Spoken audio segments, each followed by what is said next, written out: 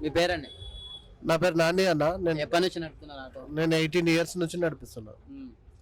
ఎట్లా ఉంది ఇప్పుడు ప్రజెంట్ దందా ఎట్లా ఉంది? ప్యాసింజర్లు ఎట్లా ఉన్నారు? ఫ్రీ స్కీమ్ అనేది ఒకటి వచ్చింది కదా మహిళలకి బస్సులలో.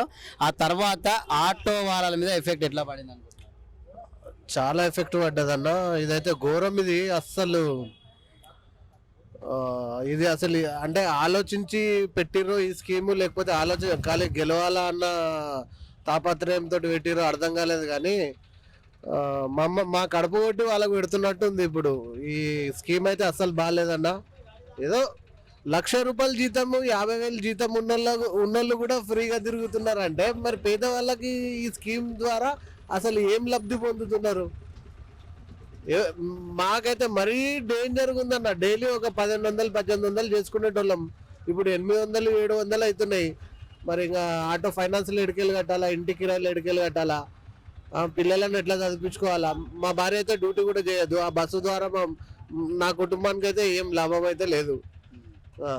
నార్మల్గా ఒక ఆటో వాళ్ళ కామన్ ఇట్లాంటి ఒక రద్దీ ఏరియాలో మీరే అయితే ఎంత సంపాదిస్తుంది? ఇప్పుడు ఎట్లా ఉంది మనీ వచ్చేది?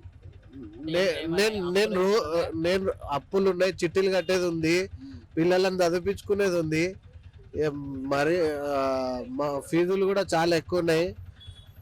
చిట్టీలు ఉన్నాయి, డైలీ అప్పులు కట్టేది ఉంది. ఇట్లా ఉంటే మా బతుకైతే చాలా కష్టంగా ఉందన్న. ఓవరాల్ గా మీ ఆటో యూనియన్ల తరపు కానీ లేదా మీ ఆటో వాళ్ళ తరపు నుంచి ఒక ప్రభుత్వానికి ఒక విన్నపం కానీ డిమాండ్ కానీ ఏముంది? విన్నపం అంటే ఈ ఫ్రీ బస్సు స్కీమ్ ఏదైతే ఉందో అది తీసేయాలి, మొత్తానికే తీసేయాలి. లేదు అట్లా మొత్తానికి తీసేయడానికి వీలు కాదు అని అంటే పొద్దున ఒక 4 గంటలు, సాయంత్రం ఒక 4 గంటలు ఫ్రీ పెట్టండి.